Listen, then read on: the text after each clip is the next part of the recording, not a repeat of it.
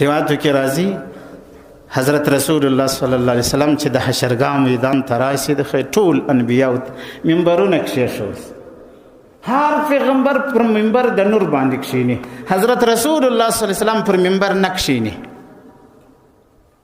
لږ توجه کول پکار دی. ګوري ولې پیغمبر علیه الصلاة والسلام سره الله تعالی پوښتنه وکړي ولې نه کښېنستې پر منبر باندې در عرش رحمان لاندې په سجده پرېوځي؟ رسول الله وایي داسې حمدونه به ووایم در اوسه چا نه دي ویلي، نه به د دې مخ په ایسته څوک ووایي. د الله تعالی به داسې ثنا او صفت ستاینه وکړي په سجده کې. په سجده کې به الله تعالی ورته وایي چې ای محبوبه ولې پر سجده پرېوتې، پر منبر کښېنه. ورته یا الله پر منبر ځکه نه کښېنم دی نه دا منبر واولوځي جنت ته مې یوسي، ګناهګاران امتیان به مې دلته پاتې شي.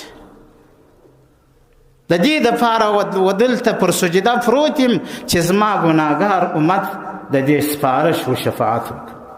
ګناهګار امت څه سوچ کړی دی د پیغمبر علیه السلام په سنت کې؟ لږ د ځانه سره راسه حساب وکړو د خدای په خاطر. لږ سوچ کول پکار دی. حضرت رسول الله د نور پر منبر نه کښېني زما او ستا دپاره. حضرت رسول الله صلی الله علیه وسلم ته الله تعالی وایي ای محبوب علیه السلام سر پورته کړه. ورته یا لالتې پورته کوم زما د امت سره حساب شروع کړه. الله رب العزت ورته وایي راپېښ یې کړه. د ټولو نه مخکې اوږده واقعه د مختصرې راوړم. ابوبکر صدیق رضی الله تعالی عنه ورپېښ کړي. د هغه محاسبه ختمه سي، حضرت عمر فاروق رضی الله عنه ورپېښ کړي. د هغه محاسبه ختمه سي، دریم کس چې حساب ته پیښیږي حضرت ذوالنورین عثمان بن عفان رضی الله تعالی عنه پیښ کړي. د اختر مبارکه ورځ ده، د اختر ورځ ده.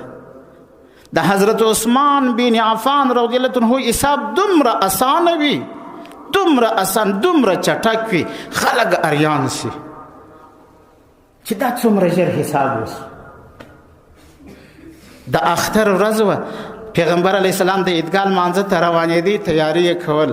ام المؤمنین عایشه صدیقه رضی الله تعالی عنها ورته راغله. ورته یا رسول الله تاسو خو عیدګاو ته ځئ؟ وایي د مدینې منورې ټولې کونډیانې، د مدینې منورې ټول یتیمان، د مدینې منورې ټول مسکینان، زموږ د کور په طرف یې نن سترګې کږې دي. داسې څه شی راکړه چې هغو ته یې ورکړم چې راسه.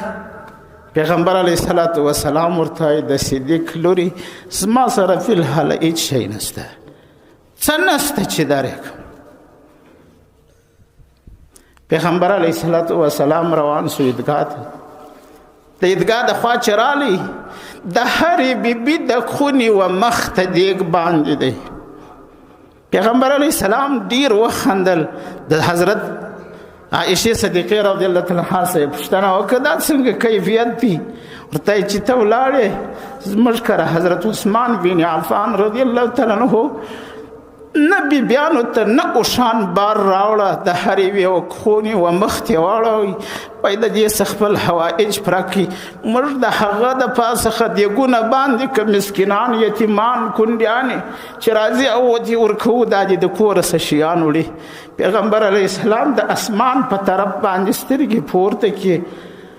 اللهم سهل حساب عثمان، یا الله د عثمان حساب اسانه کړه په یوم القیامه، په ورځ د قیامت باندې.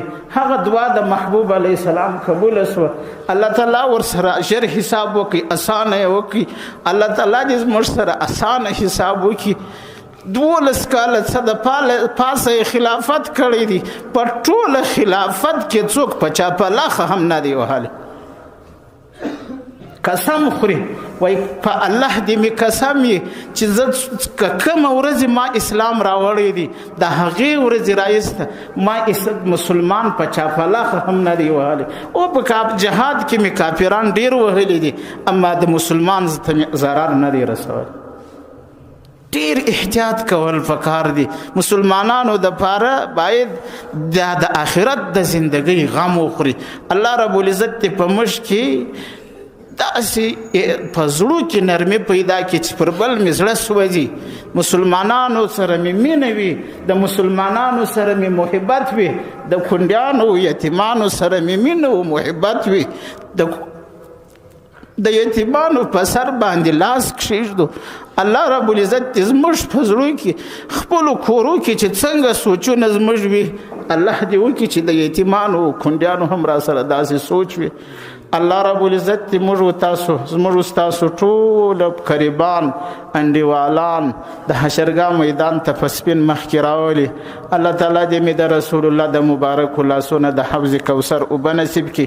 الله تعالی دې ستړي مسلمانان وساکي. واخر دعوانا الحمد لله رب العالمين.